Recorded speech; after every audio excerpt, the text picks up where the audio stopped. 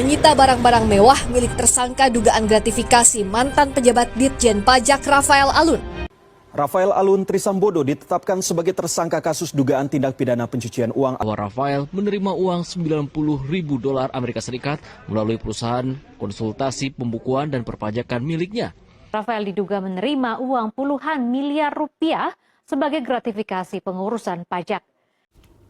Kadang sebuah negara tidak runtuh karena perang, tapi karena orang-orang yang diberi kekuasaan mulai lupa diri. Semuanya bermula dari satu kasus viral. Seorang remaja dianiaya, videonya menyebar di media sosial. Publik marah.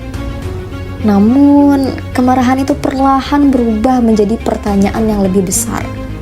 Siapa keluarga pelaku? Dan kenapa mereka hidup semewah itu? Nama Rafael Alun Trisambodo mulai menjadi sorotan. Seorang pejabat pajak dengan gaya hidup yang jauh dari kata sederhana. Mobil mewah, motor besar, harta miliaran rupiah. Dan sejak saat itu, publik mulai melihat sesuatu yang selama ini tersembunyi. Gratifikasi, pencucian uang, penyalahgunaan jabatan. Kalau dilihat secara sederhana, kasus Rafael Alun ini sebenarnya nunjukin satu hal penting. Kadang sebuah kasus besar bisa terbongkar dari hal kecil. Awalnya masyarakat cuma fokus sama kasus penganiayaan yang dilakukan oleh Mario Dandi. Tapi setelah itu viral, netizen mulai mencari tahu nih siapa keluarganya. Nah, disitulah semuanya mulai berubah. Orang-orang mulai melihat gaya hidup keluarganya yang mewah sekali. Mulai dari mobil mahal, motor gede, bahkan barang-barang branded. Sampai akhirnya muncul pertanyaan besar. Memang gaji pejabat pajak bisa sampai kayak gitu? Dan dari situ KPK mulai melakukan pemeriksaan. Nah, di kasus ini ada istilah yang sering muncul, yaitu gratifikasi.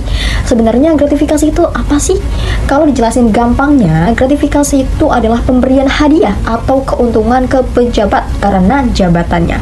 Bisa dalam bentuk uang, barang mahal, kemudian fasilitas, dan bahkan liburan.